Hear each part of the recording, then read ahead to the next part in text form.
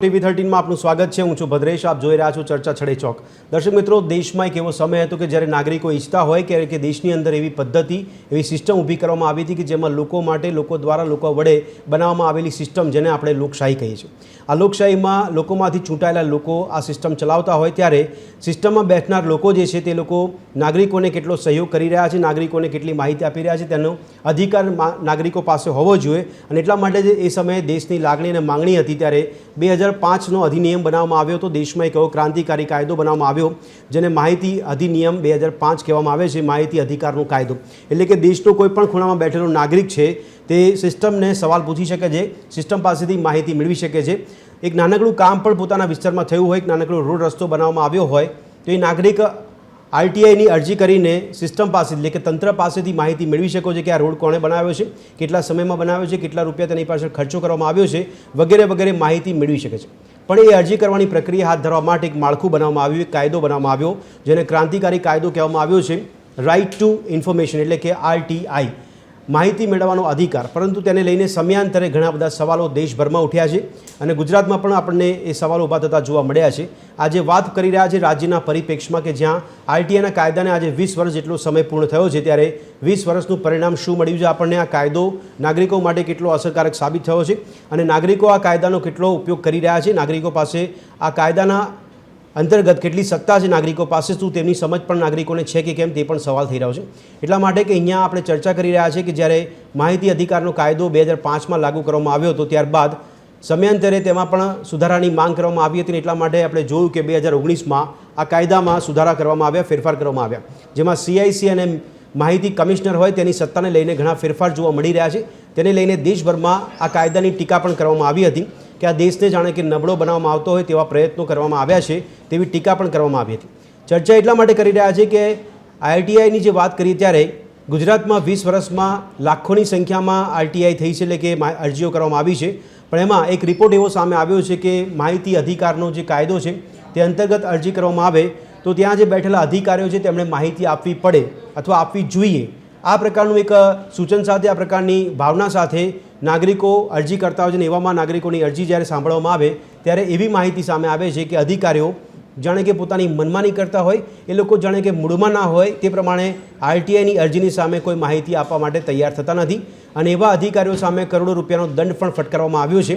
સવાલ ત્યાં પણ ઊભો થાય છે કે અધિકારી શા માટે માહિતી ન આપે, અધિકારી માહિતી ના આપે તો કાયદાનો ભંગ થાય છે કે કેમ, અને કાયદાનો ભંગ થાય છે તો પછી તેમની સામે દંડ ફટકારીને સજા કરવી કેટલી યોગ્ય છે?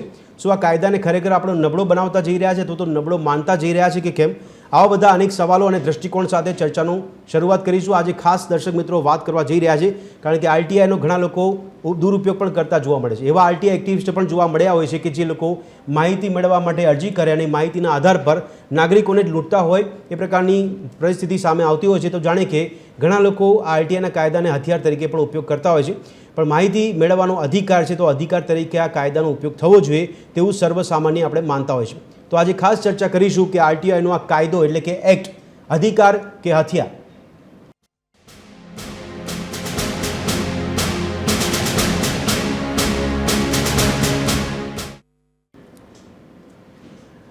તો ચર્ચાની શરૂઆત કરતાં પહેલાં ગ્રાફિક્સના માધ્યમથી અમુક મુદ્દા આપની નજર સમક્ષ લાવવાનો પ્રયત્ન કરીશું। તો એક નજર કરીએ ગ્રાફિક્સ પર। સમગ્ર દેશભરમાં નાગરિકો માટે છે માહિતી અધિકારનો કાયદો। નાગરિકના સશક્તિકરણમાં ભાગ ભજવતો આ એક ક્રાંતિકારી કાયદો માનવામાં આવે છે। તો દેશભરમાં માહિતી અધિકારનો કાયદો 2005 બનાવવામાં આવ્યો હતો। રાજ્યમાં પણ માહિતીના અધિકારમાં માહિતીનો અભાવ જોવા મળતો હોય તેવા દ્રશ્યો સર્જાયા છે, જાણે કે લો બોલો આરટીઆઈ સામે અધિકારીઓની મનમાની જોવા મળી છે। એટલા માટે કારણ કે અધિકારીઓ માહિતી આપતા નથી, સમગ્ર રાજ્યમાં 21 લાખથી વધુ આરટીઆઈ થઈ હોવાનો રિપોર્ટ સામે આવ્યો છે। તો માહિતી ન આપવા બદલ 1284 અધિકારીઓને કરોડો રૂપિયાનો દંડ ફટકારવામાં આવ્યો છે અને આરટીઆઈના ભંગ બદલ 1.15 કરોડનો દંડ આ અધિકારીઓને કરવામાં આવ્યો છે। તો આરટીઆઈથી ભ્રષ્ટાચાર ઉજાગર કર્યા બાદ હત્યાઓની ઘટના પણ રાજ્યમાં અને દેશભરમાં બની છે। આપને જણાવીએ કે રાજ્યની અંદર 18 હત્યાઓ, તો દેશભરમાં 74 એક્ટિવિસ્ટની હત્યાની ઘટના પ્રકાશમાં આવી છે। માહિતી અધિકાર અધિનિયમ 2019માં ફેરફાર કરવામાં આવ્યા। CIC અને માહિતી કમિશનરોની સેવાની જે શરતો છે અને જે નિયમો છે તેમાં ફેરફાર કરવામાં આવ્યા। તો માહિતી કમિશનરોની સ્વતંત્રતાને નબળી પાડતી તરીકે તેની ટીકા કરવામાં આવી હતી, જ્યારે 2019માં તેમાં ફેરફાર કરવામાં આવ્યો હતો. તો આ અમુક મુદ્દા આપણી નજર સમક્ષ લાવવાનો પ્રયત્ન કર્યો હતો. આ ચર્ચાની શરૂઆત આપણે કરવા જઈ રહ્યા છીએ. ઘણા બધા મુદ્દા સમજવાનો પ્રયત્ન કરીશું. મારી સાથે ચર્ચામાં હાલમાં જોડાયા છે સ્ટુડિયોમાંથી દેવાંગ શાહ કે જેઓ વિશ્લેષક છે, અને વાસુદેવ પટેલ જોડાયા છે કે જેઓ રાજકીય વિશ્લેષક છે. તો વર્ચ્યુઅલી મારી સાથે પંક્તિ જોગ જોડાયા છે કે જેઓ સ્થાપક સભ્ય છે માહિતી અધિકાર ગુજરાત પહેલ તરફથી, અને સંતોષ રાઠોડ જોડાયા છે કે જેઓ આઈટીઆઈ એક્ટિવિસ્ટ છે. સંતોષજી અને પંક્તિજી, મારો અવાજ આપને આવી રહ્યો છે? યસ. પંક્તિજી, શરૂઆત આપણે કરીશું, પરંતુ વાસુદેવભાઈ પહેલાં એમની સાથે શરૂઆત કરીએ આપણે. વાસુદેવભાઈ, આપણે ઘણીવાર બંધારણની વાત કરતા હોય છે. બંધારણમાં ઘણી બધી અધિકારોની વાત કરીએ છીએ, જેમાં નાગરિકોને એવી સત્તા આપવામાં આવી છે કે પોતે કોઈ પણ માહિતી સરકાર પાસેથી મેળવી શકે, તંત્ર પાસેથી મેળવી શકે. એવો એક કાયદો જે 2005માં આપણે જોવા મળ્યો. સવાલ એ થાય છે કે આરટીઆઈનો કાયદો ખરેખર છે શું, અને તેનો અમલ કેટલો છે આપના મતે? આરટીઆઈનો જે કાયદો છે જી, એ કાયદાની માંગ 78 લગભગ 70ના દાયકાથી ચાલુ હતી, અને એ કાયદો છે એ 2005માં બન્યો. સરકારોની જે નીતિઓ હોય છે, જી, બે પ્રકારની નીતિ હોય છે. એક નીતિ એવી હોય છે કે નાગરિકોના અધિકારો ડૂબતા હોય ઓકે, તો એની અધિકારોની સુરક્ષા થાય એ માટે કાયદા બનાવે, જેમ કે right to education, right to health, right to food, આ બધા જે રાઇટ ટુ ઇન્ફોર્મેશન, આ જે કાયદા બન્યા, આ કોંગ્રેસ સરકારની જે શાસન વ્યવસ્થાઓ ચાલતી હતી ત્યારે બને. બરાબર છે. એટલે એ ઓપન, એટલે નાગરિકોને એના જે લાભો છે, જે લાભો રૂંધાઈ રહ્યા હોય છે, એ સારી રીતે મળી શકે. રાઇટ ટુ ઇન્ફોર્મેશન જે કાયદો આવ્યો, સાધારણ રીતે શું હોય છે કે પ્રશ્નો બહુ તો મીડિયાવાળા પૂછી શકતા હોય છે. આજકાલ તો એ ગોદી મીડિયાથી પૂછાતા નથી. એટલે સરકારને પ્રશ્ન પૂછવા હોય, સરકાર પાસેથી માહિતી લેવી હોય, તો નાગરિકો પાસે સાદી અરજી કરે ને આપવું તો આપે, ન આપે તો એના એક અધિકાર તરીકે કાયદો બન્યો. બરાબર છે. પહેલા પણ એ માગી શકતા હતા, મેળવી શકતા હતા, પણ કાયદો બનવાને કારણે એ માહિતીઓ જે છે એ નાગરિકો પાસે આવવા લાગી. તો શરૂઆતમાં કારણ કે અરજી થાય, એના પરિણામ મળે, આ તે વગેરે, કેસનો ભરાવો ના થયો હોય, એટલે ધીમે ધીમે કેસમાં ભરાવો થવાનો ચાલુ. તમે કીધું લાખોની સંખ્યામાં 20-21 લાખ કેસ આજે પેન્ડિંગ થઈ ગયા છે. આ જાણી જોઈને કરવામાં આવે છે. ન્યાયને વિલંબિત કરવો, વિલંબિત ન્યાય એટલે અન્યાય એવું કહે છે ખરા, પણ ન્યાયને વિલંબિત કરવો હોય તો શું? તમે અરજીના જવાબ ના આપો, તમે જો કરોડો રૂપિયાનો દંડ થયો, દંડથી કોઈ બીવે નહીં. ખરેખર તો એની સાથે 6 મહિના, 12 મહિના, 5 વર્ષની જેલ રાખવી જોઈએ, કે જે પ્રમાણે દંડની એમાઉન્ટ હોય ને એવી રીતે જેલની પણ, એની સજાની પણ એમાઉન્ટ હોવી જોઈએ, ખબર પડે. કારણ કે અત્યારે દંડ તો બધા ભ્રષ્ટાચારથી કમાય છે, એટલે ગમે ત્યાંથી ભરી દે છે. સવાલ એવો છે કે જેની માહિતી આપવાની હોય એ કદાચ દંડની વ્યવસ્થા કરતી હોય, તું તાર દંડ થાય તું આપી, તું ભરી દેજે. બરાબર છે. આવી થવાની પણ સંભાવના છે. આરટીઆઈ એક્ટિવિસ્ટ જે લોકો માહિતીઓ મેળવે છે, એની હત્યાઓ પણ તમે જે 74 હત્યા આપણે પણ કહ્યું, ગુજરાતમાં તો વિશેષ આંકડો છે. એટલે કુલ મળીને આરટીઆઈની માહિતી જે ડિસ્ક્લોઝ થાય છે, લોકોની વચ્ચે જાય છે, એનાથી જેને ભ્રષ્ટાચાર કર્યો છે એને મુશ્કેલીઓ પડવાની સંભાવના હોય છે. પણ આ કાયદા માટે એવું કહેવાય છે કે ભ્રષ્ટાચારને ઉજાગર કરતો કાયદો છે. આમાં ભ્રષ્ટાચાર ઉજાગર થાય કેવી રીતે? ભ્રષ્ટાચાર થાય આમાં એટલા માટે ઉજાગર થાય કે ઘણી વખત નહીં, આપણે રોડ બન્યો જ ના હોય, એસ્ટિમેટ ભરીને પૈસા લઈ લીધો હોય. અમારા સૌરાષ્ટ્રમાં નર્મદામાં એવું થયું કે ડિવિઝનમાં 118 કે 20 કરોડના પાઇપો કશું નાખ્યું નતું, બિલ ભરીને પૈસા લઈને જતા રહ્યા, હજુ કદાચ પાછા નથી ભર્યા. એટલે આ જે છે ને, એટલે આવી બધી માહિતીઓ કોઈને ધ્યાનમાં આવે ને, તો આરટીઆઈ થી માહિતી માંગે ને તો શું થાય, એ જેને કહેવાય કાનૂન મળી રોડ બન્યા નથી, સ્ટેન્ડ કોર્ટમાં સ્ટેન્ડ કરે. પણ જે રોડ નથી બન્યા એ રોડ વિશે નાગરિકોને માહિતી શું હશે ને માહિતી મેળવવાનો પ્રયત્ન કેવી રીતે કરશે? બિલ તો આપે કીધું કે બિલ ચૂકવાઈ ગયા, એ પણ નાગરિકોને ખબર નહીં. એટલે આમાં શું હોય છે કે કોઈ પણ જગ્યાએ આપણે પાપ તો છાપરે ચડીને પોકારે. એટલે આ ભ્રષ્ટાચાર કર્યો હોય એને ખબર તો આજુબાજુવાળાને હોય જ છે. આ તો બહુ સામાન્ય માહિતીઓ હોય છે કે ઓલો ભ્રષ્ટાચાર કરે છે, અહીં ભ્રષ્ટાચાર થયો, અહીં પાઇપ નથી લાગી, નામ કર્યું, આ બધું થતું જ હોય છે. એક ગપસપમાં થતું હોય છે. બરાબર છે. એને ઓથેન્ટિક બનાવી કોર્ટમાં પુરાવા તરીકે આરટીઆઈ થી આવેલી માહિતી ચાલે છે. એટલે ગમે તેને તમારે સકંજામાં લેવો હોય એમણામ તમે આપો ને હા, તો એના રફે કરતાં- દફે કરી નાખે ને આપણે ત્યાં ફાઇલો તો કેટલી બધી ખોવાય જી, જી, છે જી. ઇમ્પોર્ટન્ટ કેસીસના ફાઇલો સરકારમાંથી જ ખોવાઈ Yes. જાય એના માટે તો કઈ જન્મ ટીપજે નહીં બિલકુલ, બિલકુલ. એના માટે કોઈ સજા જ નથી હોતી કોઈ yes, નાખી yes. કોઈ નાખી જી, જી. ઘણી બધા આગ લાગે છે હા. આગ લગાડી દે છે જી. આમાં એટલે આરટીઆઈ થી જો માહિતી આવેલી પડી હોય ને તો આગ લાગી ડોક્યુમેન્ટ ભલ લાગી જાય પણ આરટીઆઈ નહીં પણ આ કાયદો બનાવવામાં આવ્યો ત્યારે વાસુદેવભાઈ એવું કમ્પલ્શન કરવામાં આવ્યું હતું કે અધિકારીઓ માહિતી આપવી જ પડે કે પછી એ અધિકારીની ઈચ્છા હોય તો આપે નહીં તો ના પણ આપે ના એટલે આમાં દંડના પ્રોવિઝન કર્યા છે આમાં નહીં, સાધારણ નહીં, માહિતી આપવાની વાત હા. કરું છું કે અધિકારીઓને આપવી જ પડે અને આપવી પડે તો કેટલા સમયમાં આપવી પડે એટલે એમાં શું થયું છે કે કાયદામાં એક્ઝેક્ટ નથી તો પણ કોર્ટમાં તમે આમાં શું ને આમાં શું એકાઉન્ટેબિલિટી કોને કહેવાય કે માન લો કે એને સાત દિવસમાં માહિતી આપવાની છે 7 જી. દિવસમાં ના આપી શકો Yes, yes. અને કારણો ના આપી શકે તો એની આ દંડ થાય સજા થાય બરાબર છે અત્યારે તો શું થાય છે મને માહિતી ના મળે એટલે મારે અપીલમાં જવાનું સેકન્ડ અપીલમાં જવાનું ને અચ્છા. એટલે લફડાબાજી છે બરાબર છે. કોઈ પણ નાનો માણસ હોય એ ક્યાં સુધી આવી રીતે લડવાનો હતો Yes, એટલે yes, yes. મૂળ તો શું છે કે આ લોકોને સત્તામાં શું આરટીઆઈ નો કાયદો આવ્યો ને ત્યારે આ દુનિયાભરમાં કાયદો છે ને પહેલા નહોતો બિલકુલ. એ કાયદો એટલા માટે આવ્યો કે લોકોનું એટલું બધું પ્રેશર વધવા માંડ્યું કે કદાચ આંદોલનો થઈ જાય આજે ને અચ્છા. શ્રીલંકામાં થયું ને બરાબર બાંગ્લાદેશમાં છે. થયું નેપાળમાં થયું ને Yes, yes. એવું ના થઈ જાય ને એટલે પ્રેશર વાલ તરીકે આરટીઆઈ એક્ટ આવ્યો હતો Okay. કે ટાંકણી મારી એટલે હવા નીકળી જાય ને એટલે ટાટું પડી જાય તો આંદોલન ના થાય મૂળ આખી જે પરિસ્થિતિ છે કે Okay. દુનિયા મોટા ભાગના તો દેશો આપના મતે 2005માં કાયદો બન્યો ત્યારબાદથી અત્યારે 20 વર્ષનો સમયગાળો થઈ ગયો સમગ્ર દેશભરમાં ન માત્ર ગુજરાતની વાત કરતા કેટલો ફરક પડ્યો નાગરિકોના દૃષ્ટિકોણથી કેટલો ફરક પડ્યો અને સિસ્ટમ પર કેટલી અસર પડી ને શરૂઆતમાં ખાસી અસર હતી અચ્છા કારણ કે કેસ ચાલતા ને સજા થતી ચાલતા ને સજા થતી બહુ અચ્છા. નજીકમાં હતું બરાબર છે. ધીમે ધીમે ભરાવો થતો ગયો Okay. અપીલો અને બીજું પોસ્ટિંગ એ નથી કરતા આમાં શું અચ્છા. છે કે સરકાર શું કરે છે હા. કે જેને જજમેન્ટ આપવાના હોય છે અધિકારીનું પોસ્ટિંગ જ ના કરે બરાબર. ઘણી વખત ઘણો લાંબો સમય જગ્યાઓ ખાલી રહી છે Yes, yes, yes. એટલે એ જગ્યાઓ જ ભરે નહીં તો કેસ ચાલે નહીં ભરાવો થયા કરે એટલે આમાં શું છે કે સરકારની દાનત જે છે જી. એ માહિતીઓ છુપાવવાની હોય એવું દેખાઈ રહ્યું છે એટલે 19માં જે કાયદો આવ્યો તમને કીધું વિરોધ થયો હા, yes, yes. વિરોધ એટલા માટે થયો કે સરકારે માહિતીઓ આપવી નથી છુપાવી છે Okay, okay, okay. એટલે હવે માહિતીઓ આપીને આજે શું થયું મીડિયાને શું કામ કબજે કરી લીધું બરાબર મીડિયાને એટલા માટે કબજે કરી લીધું અચ્છા. કે માહિતીઓ બહાર ના જાય લીક ના થાય આન્સરેબલ ના થવાય એટલે આરટીઆઈ ના એક્ટમાં શરૂઆતમાં સારું એટલા માટે હતું કે આન્સરેબલ તરત અને પણ શરૂઆતમાં- આરટીઆઈ નો એક્ટિવિસ્ટો કેટલો દુરુપયોગ કરી રહ્યા છે આપના મતે હા એક્ટિવિસ્ટ દુરુપયોગ પણ કરે છે અચ્છા. એની ના નથી અમને પણ ક્યાંક ને ક્યાંક ધ્યાનમાં આવે છે હા, બરાબર છે. પણ હવે દુરુપયોગ કરનારની સંખ્યા તો એમાં છે ને એના પ્રાવધાન હોવા Okay. જોઈએ જેમ અધિકારી માટે પ્રાવધાન હોય એમ એ રીતે આરટીઆઈ activist માટે પણ એક્ટિવિસ્ટ ખોટો દુરુપયોગ કરી રહ્યો છે જી. એવું જો સાબિત થાય તો એને સજા થવી જોઈએ મૂળ શું છે કે ખોટું કરે ગમે ત્યાં એક્ટિવિસ્ટ કરે કે અધિકારી કરે બરાબર છે. ખોટું કરે એને સજા થાય એને માટેના પ્રાવધાન નથી એટલે એકાઉન્ટેબલ જ્યાં સુધી વ્યવસ્થાઓ ના આવે ને Okay. ત્યાં સુધી પરિણામ ધીમે ધીમે આરટીઆઈ શરૂઆતમાં પરિણામ ઠીક છે. મળતા હતા હવે બધું ભરાવો થઈ ગયો ઓકે દેવાંગભાઈ વિશ્લેષક તરીકે આરટીઆઈના કાયદાને આપ કઈ રીતે મૂલવી રહ્યા છો અને આરટીઆઈનો કાયદો દેશ માટે કેટલો જરૂરી આપને લાગી રહ્યો છે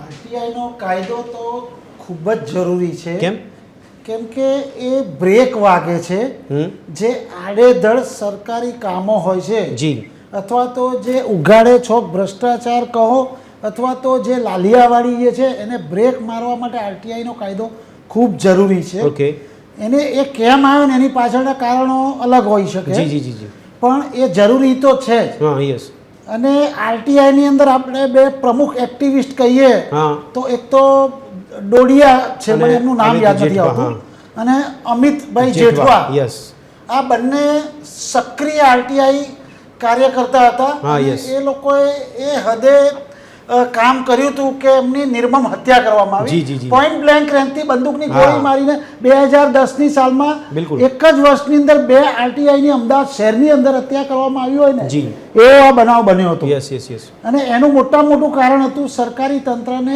એને માગેલી માહિતી જે છે એ છુપાવી બિલકુલ હવે મારી બાજુમાં જે બેઠા છે મારા વિશ્લેષક તરીકે છે અન્ય એમનું એક કહેવું એમ છે કે ભાઈ સરકારે મીડિયા કવર કરી લીધું હવે મીડિયા એ મીડિયાની જવાબદારી છે જી કે પોતે પોતાની જાતને કવર ના થવા દે ઓકે કોઈ મને ખરીદવા માંગે છે હમ. તો મારે વેચાવવું કે નહીં બિલકુલ બિલકુલ એ મારે નક્કી કરવાનું છે Okay. પણ આપણે એ ચર્ચાને આડે હાથ મૂકીએ Yes, કેમ કે yes, yes. આપણે અત્યારે ભેગા થયા જી. છે આરટીઆઈ ની ચર્ચા બિલકુલ, માટે તો રાઇટ ટુ ઇન્ફોર્મેશન એક્ટ જે છે ને એ ખૂબ જ જરૂરી છે અને એનાથી શરૂઆતની અંદર ખૂબ બધા ફાયદા થયા છે. બિલકુલ. અને એના આર્ટિકલ્સ ઘણા બધા મેગેઝિન્સ તથા ન્યૂઝપેપર્સમાં આવ્યા છે કે એટલી હદે એના ફાયદા થયા કે સવાલ પૂછવા માત્રથી છે ને કેટલાક વ્યક્તિઓ એવો સવાલ કરે છે કે આ જગ્યાનો રોડ ક્યારે બનશે. હા, બરાબર છે. તો એના જવાબ ના આપવો પડે એના માટે થઈને આખા રોડ સારા બની ગયા હતા. ઓકે. હવે એ પછી સરકારે એને લિબરલ કરી દીધું. શું કર્યું શું નહીં. બીજી એક વસ્તુ જે સાહેબે જે કોર્ટની વાત કરી છે જી જી જી કે 21 લાખ કેસોનો આરટીઆઈમાં અથવા તો કોર્ટમાં વધારો થઈ રહ્યો છે, થઈ ગયો છે. જી જી. પણ એ વધારો કેમ થયો છે, હા, શેના માટે થયો છે, શા માટે કોર્ટ એ કાર્યવાહીઓને જલ્દી નથી ચલાવતી. બિલકુલ. અગર એ કાર્યવાહીઓને જો જલ્દી ચલાવવામાં આવે તો નેચરલી છે કે 21 લાખ કેસ જે છે એ ફટાફટ ઉતરીને આપણો અડધો થઈ જાય. બિલકુલ બિલકુલ. કોર્ટે બી એની મુદત આપવાની શું નહીં, પણ આપણે શું લાગે છે તો પછી માહિતી અધિકારીઓ જે છે અધિકારીઓ નાગરિકોને માહિતી ન આપે એનું શું કારણ લાગે છે આપને?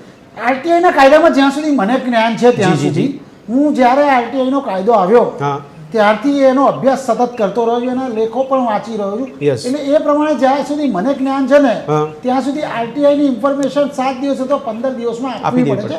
અને અગર એ ના આપી શકો તો એનું એક નક્કર કારણ બતાવવું પડે છે. અગર એ નક્કર કારણ જે છે હવે એ જે છે એ કારણ નક્કર છે કે નહીં અથવા તો સાચું છે કે નહીં એ વસ્તુ જે છે એ સરકાર અથવા તો જે એની જ્યુડિશિયલ સિસ્ટમ જે આપણી છે એ નક્કી કરે છે. બિલકુલ બિલકુલ. અને એની અંદર હું ચોક્કસ માનું છું કે માત્ર દંડની જોગવાઈ નથી પણ અધિકારીશ્રીઓને કાયદેસર રીતના સજાની પણ જોગવાઈ છે. બરાબર છે. પણ આપણા દેશની એ વિડંબણા છે અથવા તો આપણી જ્યુડિશિયલ સિસ્ટમની વિડંબણા છે કે આટલા બધા કેસોને ભેગા કરે છે પણ એમાં કોઈ નક્કર એનું પરિણામ નથી આવતું. કેમ કે ને સજા આજે 5 કેસની અંદર સજા સંભળાવવામાં આવે ને તો આપોઆપ 5 લાખ કેસ જે છે ને. દેવાંગભાઈ, આપને એવું લાગે છે કે આરટીઆઈ કાયદો જો નિષ્ક્રિય રહેતો હોય તો એના માટે જ્યુડિશિયલ સિસ્ટમ આપણી જવાબદાર છે? એકલી જ્યુડિશિયલ સિસ્ટમ નહીં, તો એકલી જ્યુડિશિયલ સિસ્ટમ નહીં, સરકારી અધિકારીઓ પણ જવાબદાર છે. Okay okay. કેમ કે જ્યુડિશિયલ સિસ્ટમ પાસે આરટીઆઈ નો જે આરટીઆઈ કાર્યકર્તા જે છે એને જ્યુડિશિયલ સિસ્ટમ પાસે જવાની જરૂર ક્યારે પડે છે? બિલકુલ બિલકુલ. જ્યારે સરકારી અધિકારી દ્વારા અથવા તો સરકાર દ્વારા નિયુક્ત થયેલ અધિકારી દ્વારા એને સમયસર રીતના આરટીઆઈ નો પ્રોપર જવાબ. પણ દિવાંગભાઈ, એ અધિકારીઓ માહિતી ન આપે, સમયસર માહિતી ન આપે તો એ શું કોઈને છાવરી રહ્યા છે? ચોક્કસ ચોક્કસ.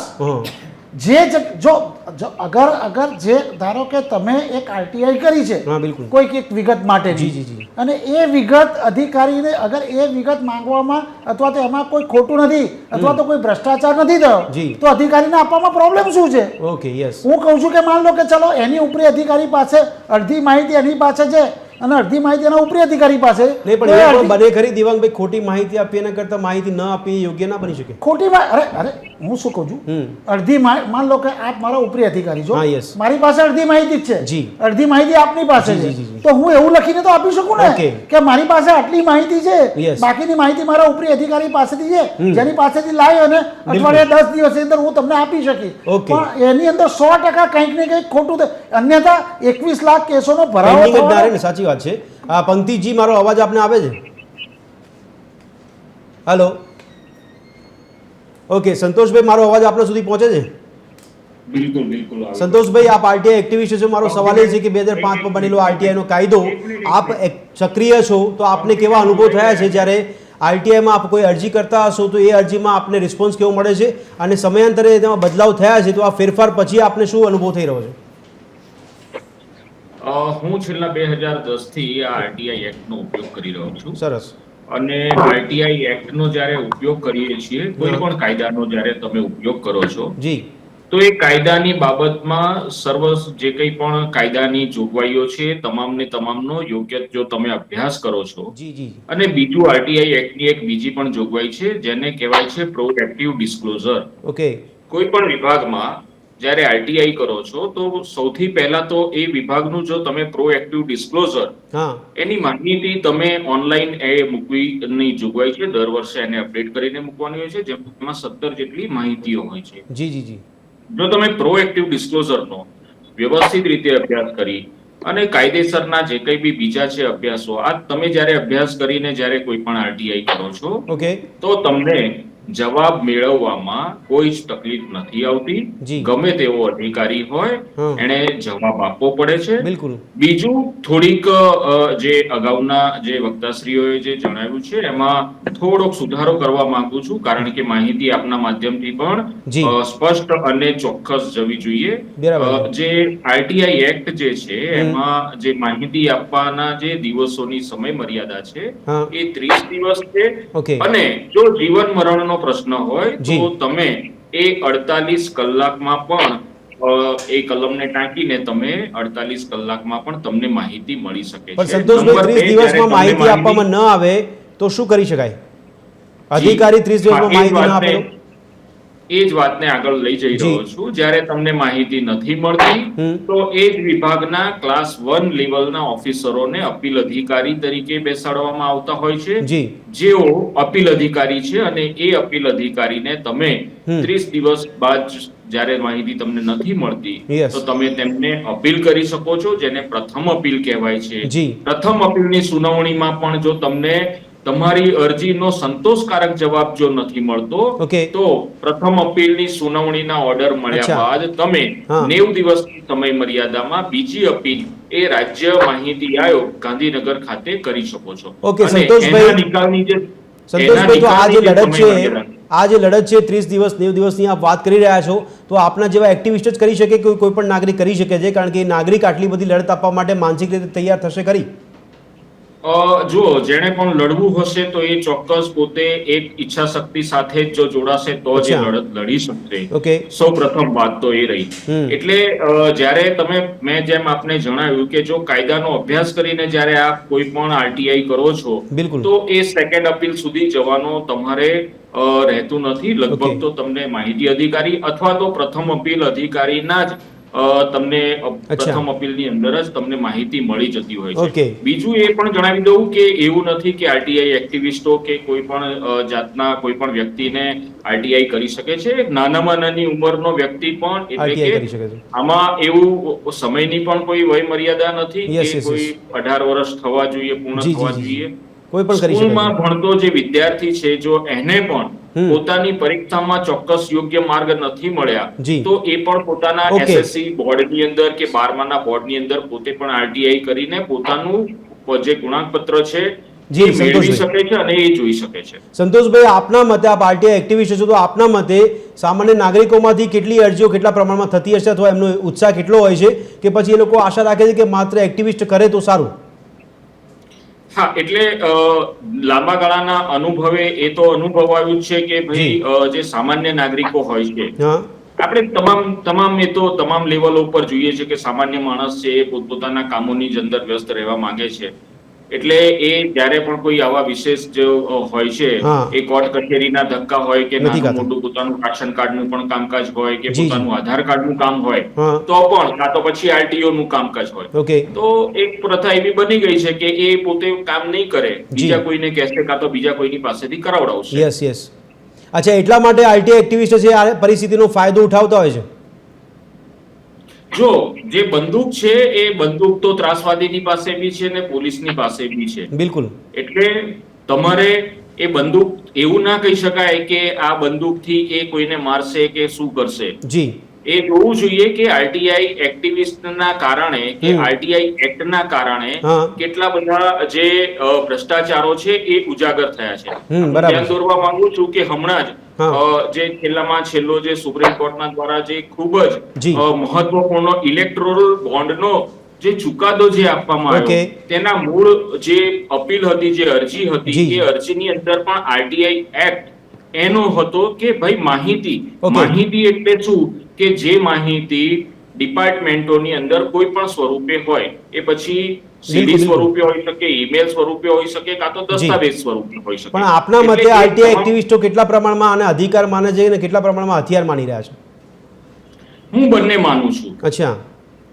કારણ કે હું જ્યારે ભ્રષ્ટાચારના વિરુદ્ધમાં જ્યારે હું લડતો હોઉં છું તો હું માનું છું કે આ મારા માટે એક અધિકાર બી છે અને એક હથિયાર પણ છે. અચ્છા, સંતોષભાઈ એવી કઈ બાબતો ઉજાગર કરી છે જે નાગરિકો એમની પર આશા રાખીને બેઠા હતા કે ભાઈ સંતોષભાઈ એક્ટિવિસ્ટ છે તો એ ભ્રષ્ટાચાર ઉજાગર કરશે?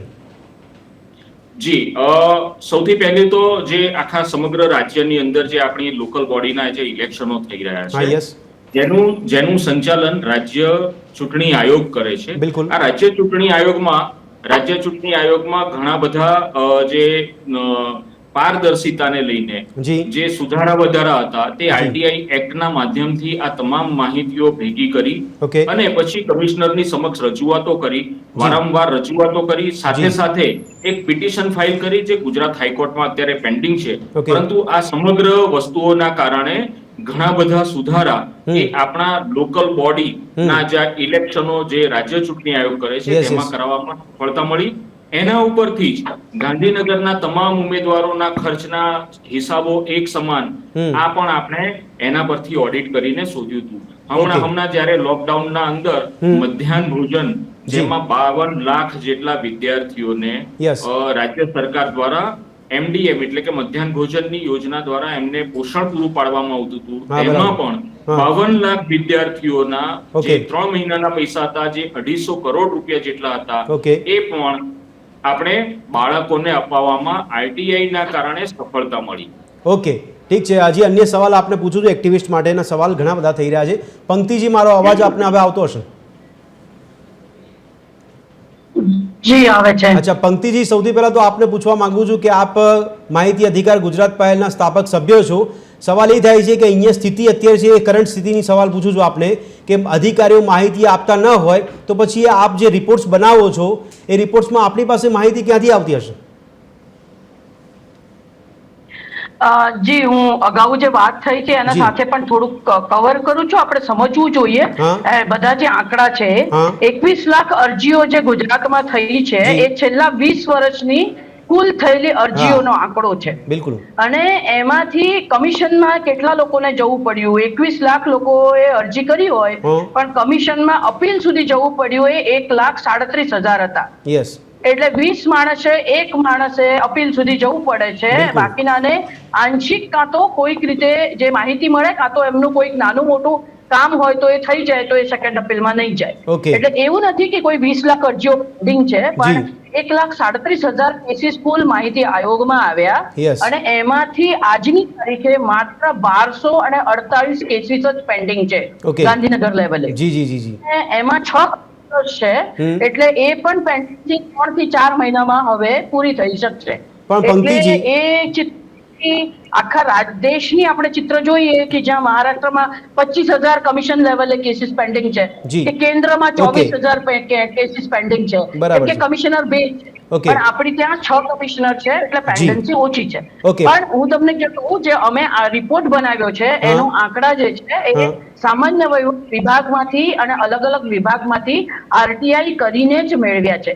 એટલે એવું બિલકુલ નથી કે કોઈ વ્યક્તિ અરજી કરે તો બિલકુલ માહિતી નથી મળતી, એવું નથી.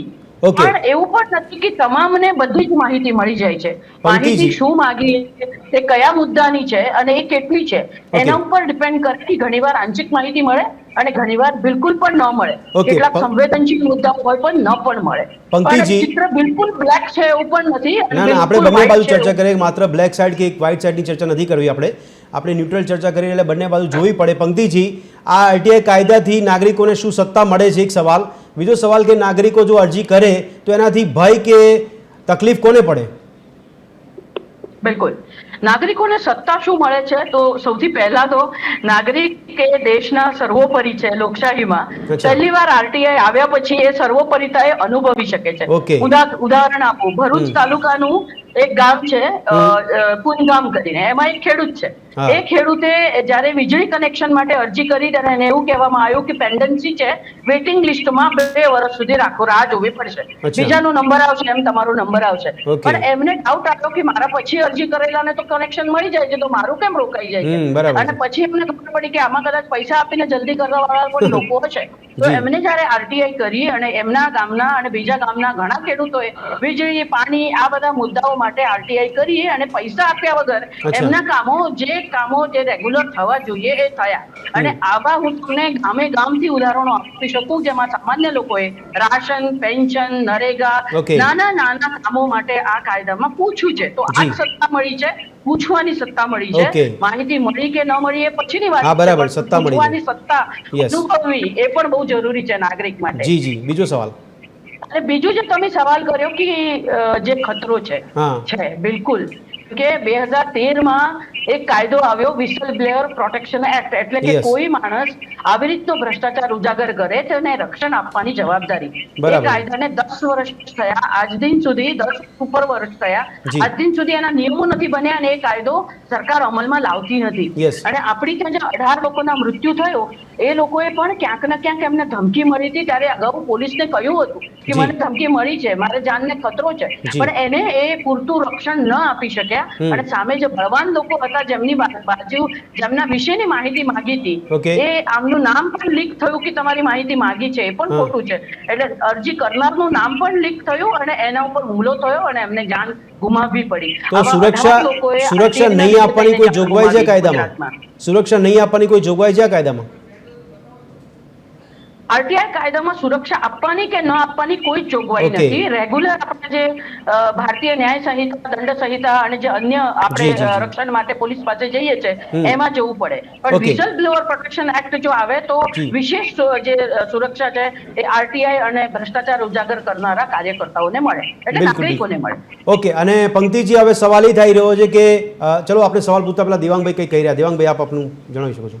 મારું 3-4 વસ્તુઓ છે. પંક્તિ મેમ અને બીજા જે સાહેબ છે લાઈવ એમની જોડે એક વસ્તુ એ છે કે આરટીઆઈ ની અંદર રાઈટ ટુ પ્રાઇવેસી છે. જી. એટલે સૌથી પહેલા તો સુરક્ષા આપવાની વાત તો ત્યારે આવે છે કે જ્યારે એ વ્યક્તિનું નામ બહાર કેમ આવી જાય છે. ઓકે. એટલે મુખ્ય વસ્તુ એ છે કે આરટીઆઈ ડિપાર્ટમેન્ટ જે છે એને સૌથી પહેલા એ વ્યવસ્થા કરવી પડે કે જે વ્યક્તિએ આરટીઆઈ કરી છે એનું નામ પ્રાઇવેસીમાં રહે. કેમ કે 2010 ની અંદર 2 પ્રમુખ વ્યક્તિઓ કે જેમને નાકમાં દમ કરી નાખેલો હતો એ લોકોની હત્યા એમને ના થઈ હોય. બરાબર છે. એમનું નામ જે હતું એ પ્રાઇવેસી એક્ટ ની અંડરમાં. દેવાંગભાઈ, એમાં સામે વગવાળા વ્યક્તિ, પંક્તિજી કીધું કે સામે વગવાળો વ્યક્તિ હોય એ મારે નહીં જોવાનું ને, આરટીઆઈ ડિપાર્ટમેન્ટ ની જવાબદારી છે સાહેબ. વગવાળો વ્યક્તિ ગમે તો પછી આરટીઆઈ નો કાયદો શેના માટે છે? બિલકુલ બિલકુલ. ભ્રષ્ટાચારને અટકાવવા માટે અથવા તો દરેક પ્રકારની નાગરિકોને સવલતો મળે એના માટેના કાયદામાં અગર આરટીઆઈ એક્ટિવિસ્ટના જિંદગી જો તમે રક્ષા નહીં કરી શકો. અને આરટીઆઈ એક્ટિવિસ્ટનો આરટીઆઈનો કાયદો જ્યારે ઘડાયો ત્યારે સૌથી પહેલા યાચિકાકર્તાની પ્રાઇવેસીની સુરક્ષા કરવાની વાત એની જોડે સંસદમાં પસાર થયેલી છે. અને સંસદની અંદર તમામ પક્ષોએ રાઈટ ટુ પ્રાઇવેસી જે છે એને પણ સમર્થન કરેલું છે. પ્રાઇવેટમાંથી પબ્લિક થવાનું કારણ શું હોય છે કે તો પછી?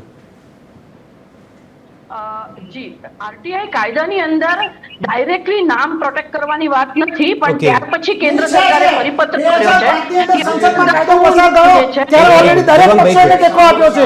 રાઈટ ટુ પ્રાઇવેસીનો ટેકો આપ્યો છે. એક પણ આરટીઆઈ એક્ટિવિસ્ટનું નામ કન્ફર્મ કરે. પંક્તિજી, પૂરું થઈ જાય પછી હું બોલું. હા, બોલો બોલો બોલો. પંક્તિજી, આપ બોલો.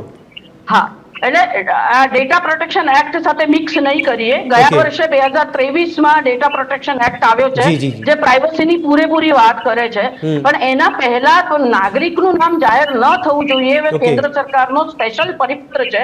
અને એમને એ દરેક વિભાગ અને દરેક રાજ્યને કહ્યું છે કે નામ જાહેર ન થવું જોઈએ. તેમ છતાં આજે જો હું કોન્ટ્રાક્ટરનું નામ માંગું આરટીઆઈમાં તો સાંજ સુધી કોન્ટ્રાક્ટરને ખબર પડી જાય છે કે મેં આરટીઆઈમાં આ નામ માંગ્યું છે અને એમના પૂછવાના ચાલુ થઈ જાય છે. એટલે એનો અર્થ એવો થયો કે તંત્ર જે છે એ આ પરિપત્રને માનતું નથી અને એ બિલકુલ નાગરિકનું નામ છતું કરી દે છે. ઓકે પંક્તિજી, આપ તો થોડી વધારે ઉપરની વાત કરી, કારણ કે અહીંયા રિપોર્ટ એવો આવે કે અધિકારીઓ માહિતી આપતા નથી, તેમને કરોડોનો દંડ થાય છે. આપે તો કીધું કે તંત્ર જ આ પરિપત્રને માનતું નથી, તો આ લીકેજ ક્યાં રહી જાય છે? તંત્ર, હું એક કહું છું, જાહેર માહિતી અધિકારી એ તંત્રનો ભાગ છે. એ મામલેદાર પોતે જાહેર માહિતી અધિકારી છે, પ્રાંત કલેક્ટર પોતે અપીલ સત્તાધિકારી છે. એટલે કોઈ સ્વતંત્ર તંત્ર તો છે નહીં. એટલે માહિતી નથી આપતા એવા 1% લોકોને દંડ થયો છે. પંક્તિજી, આ અધિકારીઓ કોને છાવરી રહ્યા છે? જે માહિતી અધિકારીઓ છે, અધિકારી માહિતી ન આપે તો કોને છાવરી રહ્યા છે અને શા માટે? એ એવા હિત ધરાવતા વ્યક્તિઓને છાવરી રહ્યા છે કે જી. જેમની માહિતી ખુલ્લી પડવાથી ભ્રષ્ટાચાર ખુલ્લો થશે Okay. અને કદાચ એવું બને કે એ ભ્રષ્ટાચારની અંદર એ તંત્રના અંદર બેઠેલા અધિકારીઓ કર્મચારીઓ કે બીજા કોઈ પણ એમાં સંડોવાયેલા હોઈ શકે Okay. અને એ એક કારણ હોઈ શકે કે માહિતી નથી આપતા. બરાબર વાસુદેવભાઈ, એનો મતલબ એવો હતો કે આ પરિપત્રને જો ના માનતો તો તંત્રી ને મંત્રી બંને સંડોવાયેલા જોવા મળે તો કદાચ બહુ નારાજગી વ્યાપી જાય, એટલા માટે તંત્રી અને મંત્રીને બચાવવાનો પ્રયાસ થાય છે. 18 માણસોએ જિંદગી ગુમાવી દીધી. હું એટલા માટે જ પૂછું, ત્યાં સુધી પહોંચવાનો પ્રયત્ન કરું કે એમને સુરક્ષા મળવી જોઈતી હતી જે ના મળી. વાસુદેવભાઈ, એમાં એવું છે કે 13માં જે કાયદો થયો છે, જી. કાયદાનો અમલ ક્યારે થાય લોકોને ખબર જ નથી. લોકોએ મને કાયદો થઈ ગયો એટલે અમલ થયો. કાયદાના નિયમો બને, નિયમોથી વિનિયમો બને, પછી એનું ઇમ્પ્લિકેશન થાય. Yes. કાયદો તો 13માં બની ગયો, આજે 25 ચાલે છે, એના નિયમો જ નથી બન્યા, જી. એટલે સુરક્ષા ક્યાંથી મળવાની તો આપણે છે? અમલવારી પર એટલે સવાલ નહીં special પૂછવાના. સુરક્ષાની વાત છે. હા. સાધારણ રીતે દેશમાં જે જનરલ ક્રાઇમના જે કાયદા છે જી. એના આધારે જે મળતું હોય તો બરાબર છે, પણ એક્ટિવિસ્ટ તરીકે જ્યારે દેશના હિતમાં જ્યારે ભ્રષ્ટાચાર ડિક્લેર થવાના હોય તો જે ભ્રષ્ટાચારીઓ છે તંત્ર સાથે મળેલા પણ હોય, જી. આ બધા ભેગા થઈને એની ઉપર હુમલો કરે તો એને સ્પેશિયલ પ્રોટેક્શન મળે, એના માટેનો જે કાયદો છે એના નિયમો નથી બન્યા. Okay. એટલે દાનત જે છે, સરકારમાં બેઠેલા લોકોની દાનત જે છે જી. એ આરટીઆઈ ના કાયદા હેઠળ માહિતી જાય અને મારો ભ્રષ્ટાચાર ખુલ્લો પડે એ બરાબર નહીં. Yes, yes, yes. આ બંનેની જે વાસુદેવભાઈ, માનસિકતા આ છે, મારો ભ્રષ્ટાચાર એટલે કોના તરફ ઇશારો છે આપણો? નહીં, આમાં એવું છે કે જો બેન કીધું ને કે બધા કેસની પણ 1% નથી મળતી. યસ. સમસ્યા 1% સૌથી મોટી છે, જી. કારણ કે એ મોટા ભ્રષ્ટાચારો હોય છે ને, જી, મોટા લોકો તંત્ર સંડોવાયેલું છે. એમને જે ખેડૂતોની વાત કરી એમાં તો શું હોય, 2-5 હજારની આપે લાંચ, 2-5 હજાર આપે એટલે Okay. કનેક્શન આપી દે ને આવું બધું થતું હોય છે. Yes, yes. પણ જ્યાં લાખો કરોડોની જેને કહેવાય ને કે કંપનીના ભ્રષ્ટાચારો, Okay. આજે મોટાના ભ્રષ્ટાચારો હોય છે, એમાં જ હત્યાઓ તો પહેલા આરટીઆઈ એક્ટિવિસ્ટ નહોતા ને તોય કોર્ટમાં લડતા હતા, એવા લોકોની થતી હતી. કારણ શું છે કે તંત્ર છે ને, એની તંત્ર સામે તમે સવાલ ઉપર ઉભો ક્યાંય જવાબદેહીતા જ નથી. હવે તંત્રને બીજું, તંત્રના હાથમાં ડિસ્ક્રિશનરી છે, તમે સમજો. નહીં, આપણે એવું જવાબદેહી કહીએ માટે છીએ- જ આરટીઆઈ બનાવે છે ને આપણે. હા?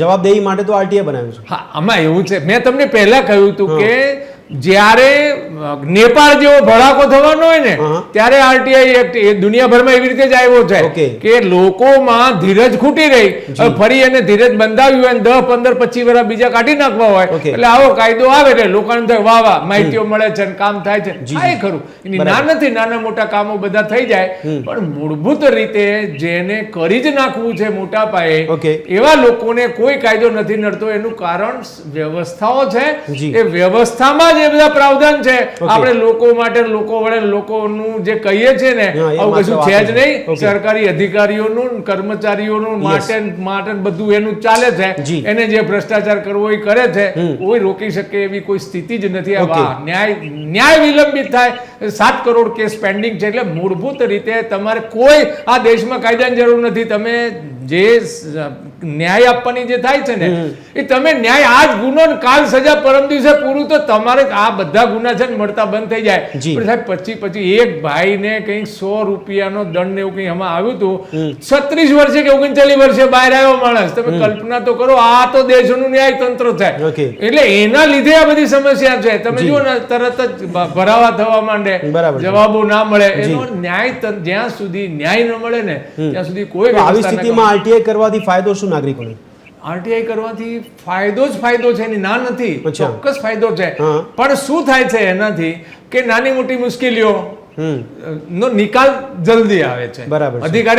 અધિકારી ડરતો તો હોય જ, પણ ડરાવવાનો કેવી રીતે? આમાં શું છે કે એક વ્યક્તિથી હમણાં એક અધિકારી, એક ભાઈ સાથે મારે વાત થઈ, એ બેન છે, પોલિટિશિયન છે, એમને કીધું કે હું ફોન કરું ને તો મને આઈજી પણ રિપોર્ટ કરે છે કે બેન આમાં આવું થયું, આવું થયું, આવું Okay. થયું. વ્યક્તિગત રીતે અધિકારીઓ ડરે, કારણ કે અધિકારીઓ જનરલ કાયદાથી તો ડરે જ છે ને. બરાબર છે. ભ્રષ્ટાચારી જનરલ કાયદામાં આવે છે, અધિકારી પદમાં નથી આવતું. Yes. એટલે એ ડરે છે. હવે જો ટોળા ધારો કે દર મહિને તાલુકા કેન્દ્ર ઉપર 1500-2000 નું ટોળું જાય, જી. એના 5 આગેવાન હોય, મામલતદાર પાસે જાય, ટીડીઓ પાસે જાય, પીઆઈ પાસે જાય, એની તાકાત છે સાહેબ, એક કેસ ના રોકી શકે. Okay. પણ લોકોને સંગઠિત અવસ્થામાં આવવા જ નથી દેતા આ લોકો. જી, જી, જી. લોકો એક સાથે જાય તો લોકોના ટોળાથી અધિકારીઓ ડરે, ફાઇલથી પણ ડરે છે ને. બિલકુલ. આજે તમને જો મોટા જે પોલિટિશિયનો છે એ શું કરે છે, નાના પોલિટિશિયનની ફાઇલો જ રાખે છે ને, અચ્છા. ફાઇલ બતાડે, સીધું આલવું છે કે Okay. નહીં, ઉમેદવારી પાછી ખેંચવી છે કે કે નહીં થાય છે. એટલે કાં તમે અધિકારીની ફાઇલ બતાડો ને કાં તમે ટોળા લઈને જાઓ, તો આ કોઈ કાયદાની દેશમાં જરૂર નથી. કાયદા એટલા બધા બનેલા છે કે કાયદાનો અમલ થાય ને તો આ દેશમાં ખરા અર્થમાં કોઈને મુશ્કેલી પડે એવું નથી. પંક્તિજી, જે આરટીઆઈ નો કાયદો છે એમાં 2019માં સુધારો કરવામાં આવ્યો. આ 2019નો અધિનિયમ શું કહે છે? સુધારો જે કરવામાં આવ્યો તેની ટીકા કેમ કરવામાં આવી હતી?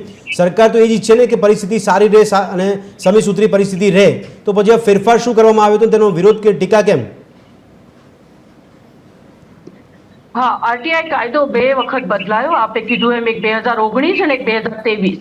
2019 નો જે ફેરફાર આવ્યો એ બહુ નકારાત્મક ફેરફાર હતો, એમ જ 2023 નો પણ. 2019માં માહિતી આયુક્ત જે છે કમિશન, હવે આ કાયદાએ એમને એક સ્વતંત્ર સ્વાયત્ત સત્તામંડળ તરીકે વિઝ્યુઅલાઇઝ કર્યા છે. એટલે કે એ રાજ્ય કોઈ પણ પક્ષની સરકાર હોય કે તંત્ર હોય એ બંને એના ઉપર હાવી ન થાય અને એ ચૂંટણી પંચની જેમ સ્વતંત્ર રહી શકે. હવે આ કાયદામાં ફેરફાર કેવી રીતે કર્યો કે એમની 5 વર્ષની ટર્મ ને 3 વર્ષ કરી, પછી રીઅપોઇન્ટમેન્ટ થઈ શકે એટલે કે ફરીથી અપોઇન્ટમેન્ટ થઈ શકે એવી જોગવાઈ લાવ્યા. અગાઉ એ નહોતી. હવે ફરીથી અપોઇન્ટમેન્ટ થવાની જો મારામાં આશા જાગે તો હું સારા ઓર્ડર જે સરકારને ફેવર હોય એવા ઓર્ડર પણ કરવા લાગુ, કારણ કે મને ફરીથી અપોઇન્ટમેન્ટ મળશે એવી આશા છે. અને એવી રીતે એને કેન્દ્ર સરકારના નિયમન હેઠળ લાવ્યા. એટલે રાજ્ય સરકારનું સ્વતંત્ર માહિતી આયુક્ત જે પંચ છે એને પણ હવે નિયમો કોના લાગુ પડે તો કેન્દ્ર સરકારના લાગુ પડે. એટલે આ થોડુંક ફેડરલ આપણું જે સ્ટ્રક્ચર છે એને પણ એ કરે છે, કેમ કે એની સ્વાયત્તતા ક્યાંક કેન્દ્ર સરકાર કંટ્રોલ કરે છે કે કેમ એવી થઈ ગઈ. અને જે સ્વાયત્તતા જ્યાં કંટ્રોલ થાય ને અને જે સ્વાયત્તતા ઓછી થાય ત્યાં માહિતી અધિકારનું રક્ષણ કેવી રીતે કરશે? પછી નાગરિકોના તરફેણમાં કે સાચી રીતે નાગરિકોને માહિતી અપાવવા માટે દંડ કરવાના કે આ બધા જે પેનલ્ટી કરવાના ઓર્ડર છે, એ શિસ્તભંગના પગલાં લેવાના ઓર્ડર છે, એ કેટલા સ્વતંત્ર રીતે કરી શકશે માહિતી કમિશન? પંક્તિજી, માહિતી કમિશનરની નિમણૂક 5 વર્ષ માટે થતી હતી કે કેમ? પહેલા તો એક ગેરસમજ કદાચ કોઈને હોય તો દૂર કરવી છે, અને બીજું કે હવે એમાં ફેરફાર કરવામાં આવ્યો છે તો તેમની સ્વતંત્રતાને નબળી બનાવવાનો પ્રયાસ કર્યો છે કે કેમ ફેરફારથી? જી, 5 વર્ષના બદલે હવે 3 વર્ષ જ માહિતી કમિશનર રહી શકે છે, પણ એને રીપ અપોઇન્ટમેન્ટ મળશે બીજા 2 વર્ષની. એટલે 3 વર્ષની ટર્મ પણ ફરીથી બી અપોઇન્ટ થઈ શકે. અને એની સ્વાયત્તતા ઓછી થઈ એટલે એનાથી કાયદો નબળો બન્યો. એનાથી ફાયદો કોને? પંક્તિજી, આ ફેરફાર કરવાથી ફાયદો કોને? આ ફેરફાર કરવાથી ફાયદો 2 રીતે. એક તો સરકાર જે ઈચ્છે છે કે માહિતી કમિશન સ્વતંત્ર રીતે કામ ન કરી શકે, અને બીજું જે માહિતી કમિશનર સરકારના ગુડબેમાં રહેવા માંગતા હોય એ લોકોને પણ ફાયદો થાય કે જો સારી રીતે હું સરકારની અગેન્સ્ટમાં ઓર્ડર ન કરું તો મને અપોઇન્ટમેન્ટ મળવાની શક્યતા છે, કેમ કે કાયદામાં એ જોગવાઈ ઊભી થઈ. ઓકે, તો આપના કહેવા પ્રમાણે નાગરિકોનો માહિતી અધિકાર નબળો પડી રહે છે આનાથી? બિલકુલ નબળો પડવાથી નાગરિકોને આમાં આ માહિતી અધિકાર જો નબળો પડી જાય નાગરિકો માટે, તો આપે હમણાં શરૂઆતમાં કીધું કે સર્વોપરી જ નાગરિક માની શકાય આપણે, તો અહીંયા નાગરિકોને આમાં શું નુકસાન થાય? પછી માહિતી અધિકાર નબળો પડે તો નાગરિકોએ જે સવાલ કરવાના શરૂ કર્યા હતા અને સવાલ કરવાથી જ જવાબદેહીતા ક્યાંક આવતી હતી, અને એ જવાબદેહીતા જો ઓછી થઈ જાય તો ભ્રષ્ટાચાર આજે છે એના કરતા વધારે વધે. અને નાગરિકોને જવાબદેહી ન થવું પડે તો મનમાની વધે તંત્રની, અને નાગરિક પોતે પોતાને નબળા માનવાના ચાલુ કરે. આજે તો એ પૂછી શકે છે, ભાઈ વિધાનસભામાં શું થયું મને બતાવો, કે આમાં કેટલા પૈસા ખર્ચ થયા મને બતાવો, કોન્ટ્રાક્ટર કોણ હતા અને એને કેટલું પેમેન્ટ કરે મને બતાવો. તો આજે મને પણ બતાવવી પડે. 2 એપ્રિલ સુધી આવે તો આંશિક માહિતી તો આપવી પડે. હવે જે 2023ના ફેરફાર એવો કર્યો કે કોન્ટ્રાક્ટરે થર્ડ પાર્ટી છે અને એનું નામ એ એની અંગત માહિતી છે એટલે કોઈને આપવી નહીં. એટલે આ પ્રકારના ફેરફારથી તો ભ્રષ્ટાચાર વધશે, એમાં પ્રાઇવસી પ્રોટેક્ટ નહીં થાય, ભ્રષ્ટાચાર પ્રોટેક્ટ થશે. યસ, સંતોષભાઈ, આ ફેરફાર કેટલો લાભકારક છે આરટીઆઈ એક્ટિવિસ્ટો માટે? જી, આ જે પંક્તિબેને કીધું એ સ્પષ્ટ જ છે કે ડીપીડીટી જે એક્ટ છે એ જો આવશે તો માહિતી જે જાહેર થઈ રહી હતી એ માહિતીઓ જાહેર થવાથી અટકશે. એટલે કે જે પારદર્શિતા હતી એ પારદર્શિતાનો અભાવ થશે. યસ, તો સંતોષભાઈ, આપના જેવા એક્ટિવિસ્ટોએ અવાજ ઉઠાવ્યો હતો જે તે સમયે? બિલકુલ બિલકુલ. આ જે પણ છે કેન્દ્ર સરકારને સમક્ષ આ તમામ અમે આરટીઆઈ એક્ટિવિસ્ટોએ આના વિરુદ્ધ લેખિતમાં અને તમામ રીતે અમે રજૂઆતો કરેલી છે. પરિણામ શું આવ્યું? પરિણામ તો સરકારે આપણા તરફથી તો જે કરવાનું હતું એ કરેલું જ છે. બરાબર. પરિણામ તો હજુ સુધી સરકારે ડીટીબીટી એક્ટ જે છે, ડીપીડીટી એક્ટ, જી. એની હજી અમલવારી નથી કરી શક્યા. હા, તો તંત્રની ઈચ્છા શક્તિ કેવી લાગે છે આપને સંતોષભાઈ? તંત્રની ઈચ્છા શક્તિ કેવી?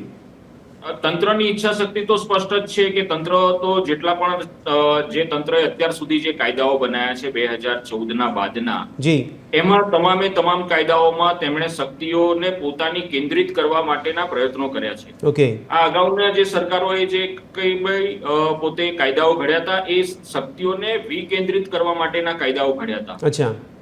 પરંતુ અત્યારે જે સરકાર કરી રહી છે એ કેન્દ્રિત કરવાના કરી રહી છે. જેમ કે ઇલેક્શન કમિશનમાં આપણે જોયું કે ઇલેક્શન કમિશન ઓફ ઇન્ડિયાના જે કમિશનર છે, જી, એની નિમણૂક માટે સુપ્રીમ કોર્ટના ચીફ જસ્ટિસ, એક વિરોધ પક્ષના નેતા અને એક પ્રધાનમંત્રી શ્રી, જી, જી, આ જાતની કમિટી બનાવવાનું નક્કી કરવામાં આવ્યું હતું. પરંતુ તરત જ સરકારે એમાં ફેરફાર કર્યા અને ફેરફાર કરીને તરત જ પોતે જે સુપ્રીમ કોર્ટના જે ચીફ જસ્ટિસ હતા એનું નામ કમી કરીને કેબિનેટના મંત્રી શ્રીને એમાં સ્થાન આપ્યું.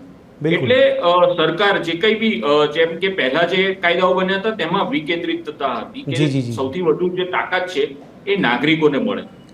જેમ કે શિક્ષણનો અધિકાર લઈ લો કે ખાદ્ય સુરક્ષાનો અધિકાર લઈ લો, નરેગાનો અધિકાર લઈ લો. આમાં તમામ જે નીચેના પાયાના જે માણસો હતા એ લોકો સુધી એ શક્તિઓ વિકેન્દ્રિત થઈ રહી હતી. અત્યારે તમામ શક્તિઓ કેન્દ્ર સરકાર એમ ઈચ્છે છે કે તમામ શક્તિઓ કેન્દ્ર સરકાર પાસે જ રહે અને આના સિવાય એટલે કે પોતાની જે શાસન છે એ ટકી રહે. બિલકુલ સંતોષભાઈ, અહીંયા અધિકારીઓ માહિતી ના આપે તો તેની સામે પગલાં ભરવાની આપણે વાતો કરી રહ્યા છે, પણ જે આરટીઆઈ એક્ટિવિસ્ટ છે કાયદાનો દુરુપયોગ કરે તેમની સામે શું થવું જોઈએ? કોઈ બી વ્યક્તિ, એ પછી અધિકારી હોય, આરટીઆઈ એક્ટિવિસ્ટ હોય કે સામાન્ય માણસ હોય, આમાં કોઈ એક્ટિવિસ્ટ એવું કોઈ સ્પષ્ટ કેવું બી જરૂરી નથી. કોઈ બી માણસ જો કાયદાના મુજબના કામો નથી કરતો એટલે ગેરબંધારણીય ખોટા કામો કરે છે તો એને કાયદાની જોગવાઈઓ અનુસાર જે પણ એને જે ખોટું કામ કર્યું હોય એના વિરુદ્ધ એ રીતે એને. વાસુદેવભાઈ, કોઈ પણ કાયદાને કેન્દ્રીકરણ કરવાનો ફાયદો શું અને શા માટે કેન્દ્રીકરણ કરવામાં આવે? એનાથી શું એ બંધારણની વિરુદ્ધમાં જઈને કરવામાં આવે છે કે બંધારણની જોગવાઈ અનુસાર કરવામાં આવે છે? વ્યવસ્થા છે ને બે પ્રકાર, કેન્દ્રિત વ્યવસ્થા હોય, બીજી વિકેન્દ્રિત વ્યવસ્થા હોય. કેન્દ્રિત વ્યવસ્થા એટલે સરકારમાં બેઠેલા લોકો મજબૂત થાય, ભ્રષ્ટાચાર કરી શકે, તાકાતથી ચાલી શકે, એને કેન્દ્રીકરણ કહેવાય. અને વિકેન્દ્રીકરણ એટલે નાગરિકો છે એના અધિકારો એના હાથમાં આવે, એ મજબૂતાઈથી ચાલી કે એને વિકેન્દ્રીકરણ કહેવાય. બિલકુલ. એટલે કોંગ્રેસ સરકાર, એ નામ નથી લેતા, હું નામ લઉં છું, કોંગ્રેસ સરકારે જે આ બધા right to information, right to education જે કીધા ને એમને, બધા કાનૂન કોંગ્રેસે બનાવ્યા છે. નાગરિકોના હાથ મજબૂત બનાવવાનો એને પ્રયત્ન કર્યો. ભારતીય જનતા પાર્ટીની સરકાર આવ્યા પછી આ બધા કાયદાને ક્યાંક ને ક્યાંક નાથવાનો પ્રયત્ન થાય છે અને આરટીઆઈ ના કાયદામાં તો એમને 2 વખત બંનેની માહિતી સુધારા એટલા માટે કર્યા કે કેન્દ્રીકૃત થાય અને પોતાના હાથમાં આવે તો ટેસ્ટથી ભ્રષ્ટાચાર કરી શકે. પણ એ બી સત્તામાં રહીને બંધારણની વિરુદ્ધમાં તો કાર્યવાહી નહીં જ કરી હોય ને, એમણે સુધારા કર્યા છે તો બંધારણને ધ્યાનમાં રાખીને જ કર્યા છે ને. હા, એટલે હવે આપણે બંધારણ ઉપર આવીએ. બંધારણમાં એટલું ઓપન છે વ્યવસ્થાઓ કે એમાં પૂરેપૂરી ડિસ્ક્રિશનરી વડાપ્રધાનને આપેલી છે. એટલે વડાપ્રધાન કોઈ કાયદા બનાવે એને મૂળભૂત આપણે માની લઈએ સમાનતાનો અધિકાર છે, બરાબર? તમારી પાસે જે કંઈ તમને ન્યાય મળવો જોઈએ એ ન્યાય મળવાનો અધિકાર છે. હમણાં એમની ચૂંટણી પંચની એક વાત કરી, હું બીજી વાત કરું કે ચૂંટણી પંચનો આયુક્ત છે એની ઉપર કોઈ ક્રાઇમ કે એટલે કેસ જ ના થઈ શકે એવો 23માં કાયદો બની ગયો છે. હવે આવા અનેક કાયદાઓ સુપ્રીમ કોર્ટમાં ગયા પછી આ બંધારણીય રીતે ખોટા છે અને એને કેન્સલ થયા. હવે કેટલા કાયદા હતા બંધારણની વિરુદ્ધમાં જેને કોઈ પણ તંત્ર કામગીરી કરે કેટલું વ્યાજબી? એને વ્યાજબી તો નથી જ, પણ એવું કરે ને તો સજા નથી થતી. ધારો કે સંસદે કાયદો બંધારણની એની વિરુદ્ધ બનાવ્યો અને તો પછી બંધારણનો કાયદો જેને બનાવી બધાને સજા થવી જોઈએ. તમે બંધારણની વિરુદ્ધ જઈને તમારા પોતાના. ઠીક છે. હાજી દેવાંગભાઈ, આપને શું લાગે ખરેખર આ સમયની માંગ હશે એટલા માટે આ ફેરફાર કરવામાં આવ્યો છે? તંત્રએ વિચાર્યા વગર તો ફેરફાર કર્યો નહીં હોય? નહીં, સમયની માંગ તો હું વાસુદેવભાઈની સાથે હું ઘણી બધી વસ્તુ, એક તો વસ્તુ શું છે કે એટલે જ છે ને અનેક વાર મેં આપની સાથે જે ડિબેટ છે ને એની અંદર કાયમ હું એવું કહું છું કે કોર્ટ પોતાના કેસીસ જલ્દી ચલાવે. જ્યાં સુધી એ પેન્ડિંગમાં મૂકી રાખશે ને, તારીખ પે તારીખ કરશે ને, ત્યાં સુધી આ બધી બદમાશીઓ થવાની. તો પેન્ડિંગ રાખવાનું કારણ શું છે? પેન્ડિંગ રાખવા પેન્ડિંગ રાખવાનું કારણ કોઈ બી હોય, મારે નહીં હોય, કોઈ લેવા નહીં, દેવા આપને શું લાગે છે એક નાગરિક તરીકે? ઘણી વાર વકીલો પોતાના કાયદા જે હોય છે જી. એની છટકબારીઓ લઈ, સાહેબ આજે મારે સુપ્રીમ કોર્ટમાં અપીલ છે, સાહેબ મારે આજે હાઈકોર્ટમાં અપીલ હા, છે, yes. સાહેબ આજે સામેવાળા વકીલ નામ નથી, જી, જી, સાહેબ આવું છે તેવું છે, એમ કરીને 10-12 તારીખો એવી પડાઈ જાય કે જે અપીલ કરતા હોય છે ને Yes. એ પોતે થાકી જાય છે. જી જી જી જી. એટલે હાઈકોર્ટે શું કરવું પડે હા. કે હાઈકોર્ટે બહુ સીધી સાદી વાત છે કે સૌથી પહેલા તો છે ને જામીનનો અને પેરોલનો કાયદો જ રદ કરાવી દેવો જોઈએ. અચ્છા, સાચી વાત. બરાબર. સૌથી પહેલા મેં અનેક વાર આપને ડિબેટમાં હા, કીધેલું yes, છે. yes, yes. પેરોલ ને જામીનના કાયદા બંધ થઈ જાય ને એટલે એને જે ગુનેગાર હશે ને હા. એ એના વકીલને સામેથી કહે છે પણ દેવાંગભાઈ, આપ જે કહો છો એ ફેરફાર થતા નથી, પણ બીજા પ્રકારના ફેરફાર આરટીઆઈમાં આપણને 2 વાર જોવા મળ્યા છે. આપના મતે મેં સવાલ એ જ પૂછ્યું કે ખરેખર સમયની માંગ છે કે ના, પછી બિલકુલ સમયની મજબૂરી માંગ છે? નથી. બિલકુલ સમયની માંગ નથી. તો મજબૂરી છે તંત્રની. હું એક વસ્તુ સમજી લો કે એટલે જ કહું છું ન્યાય વ્યવસ્થા મજબૂત. આજે નાગરિક જે નહીં છે તો ને, તંત્રને ખબર નથી ન્યાય વ્યવસ્થા કેવી રીતે કામ કરે છે? તંત્રને બધું ખબર છે, હા. એટલા માટે તે આ વસ્તુ કરી શકે છે. અચ્છા. સાહેબ મારી એક વસ્તુ સમજો, હા. ન્યાય વ્યવસ્થા મજબૂત હોય ને હા. તો આ જે ફેરફારો થયા ને હા. એના વિરોધમાં નાગરિકો જે છે ને, અરે મારો અથવા તો સવાલ RTI તે activist દેવાંગભાઈ, છે આમ તો મારો સવાલ એ છે કે આરટીઆઈ ને નબળો કોણ કરી રહ્યું છે, પણ આપ કહો છો કે ન્યાયતંત્ર જો મજબૂત હોય તો પછી નબળું કરે છે કોણ? RTI ને નબળો કરી રહી છે, નબળો કરી રહી છે કે નહીં? હા. નબળો કરી રહી છે. તો પછી તમને ન્યાયતંત્રને કોણ નબળું મનોજભાઈ, કરી એક રહ્યું સેકન્ડ, એક સેકન્ડ. હમ નબળો કરી રહી છે તમને પણ ખબર છે, સાહેબને પણ ખબર છે, આરટીઆઈ એક્ટિવિસ્ટને પણ ખબર, બધાને જી, ખબર છે. જી, જી, જી. પણ એ લોકો બિચારા કેમ કશું કરી નહીં, નથી આપનું શકતા? ફોકસ ન્યાયતંત્ર પર છે એટલા માટે સવાલ છે કે ન્યાયતંત્ર ધીમું ચાલે છે ને.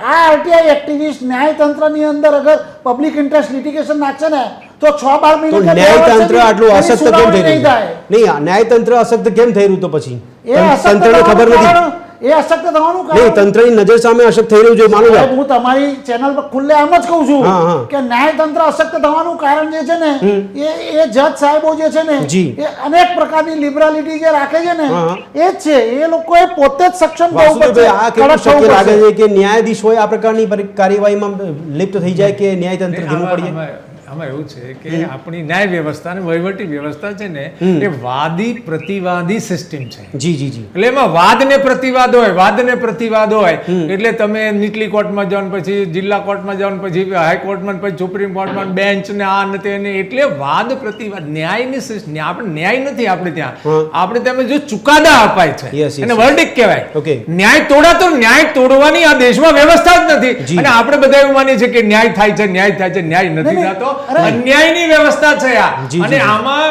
જે માણસ મજબૂત હોય, ધનવાન હોય, Okay. એ જ જીતે. આ વ્યવસ્થાનું નામ જ આ છે. સાહેબની વાતો સાચી છે કે અનેક પ્રકારની કોર્ટ છે, હા. પણ મારું કહેવાનું શું છે કે નીચલી કોર્ટ થી ચાલુ કરી અને ઉપલી કોર્ટ એટલે કે સુપ્રીમ પણ કોર્ટ સવાલ એ સુધી છે દિવ્યાંગ તારીખ આપવાની બંધ કરી દો. કાયદો પ્રભાવિત કેવી રીતે હોઈ શકે?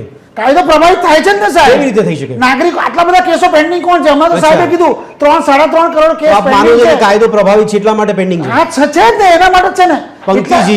પંક્તિજી, આ કાયદો પ્રભાવિત થઈ રહ્યો છે. સવાલ મારો એ છે કે પ્રભાવિત કરવામાં કોને રસ હોય? કારણ કે નાગરિકોનું હિત પહેલા હોવું જોઈએ કે પછી હોવું જોઈએ નાગરિકોનું હિત? સાહેબ નાગરિકો નાસીપાસ થઈ જાય છે. ઓકે, બોલો પંક્તિજી. આ કાયદો જે બદલવામાં આવ્યો હા. એ સરકારે બદલ્યો છે અને બહુ હેતુપૂર્વક બદલ્યો છે. જી. કેમ કે આજે જે પણ માહિતી બહાર આવી રહી છે જી. એમાં કોઈ કોન્ટ્રાક્ટર થી માંડીને કંપનીઓ જેમને સરકાર જમીન આપે છે કે કોઈ પણ રીતે એમને પેમેન્ટ કરે છે, Okay. આ બધી બહુ જ મોટી અમાઉન્ટ હોય છે અને જી. એ નામ બહાર ન આવે એટલે પ્રાઇવસીના નામે આ બધી માહિતી નાગરિકોના પહોંચમાંથી દૂર કરી છે. Okay. અને રાઇટ ટુ પ્રાઇવસી એ જે એકચ્યુઅલી માગણી હતી એ તમારા મારા આધાર કાર્ડના ડેટા જે આજે પ્રાઇવેટ અને ખાનગી કંપનીઓમાં વેચાઈ જાય છે અચ્છા. અને જેનાથી મારા અને ફોન આવે છે, તમારા yes, even yes, yes. Fraud પણ થઈ શકે બિલકુલ, છે. બિલકુલ. એ ડેટા પ્રોટેક્ટ કરવા માટેની ડિમાન્ડ હતી અને એની આડમાં સરકારમાં પડેલી થર્ડ પાર્ટીની માહિતી એટલે કે જે ચૂકવણા થાય છે, જે કોન્ટ્રાક્ટો અપાય છે જી. અને જે નિર્ણયો થાય છે એમાં જે નામ હોય અને એની માહિતી હોય એને અંગત માહિતી અને વ્યક્તિગત માહિતી ગણી અને એ તો પછી આટલી બધી પંક્તિજી આપણે કેવા પ્રમાણે દુપ્પલ ચાલતી હોય તો નાગરિકોની સુરક્ષા શું? આ ફેરફાર જાણી જોઈને કરેલો છે. Okay,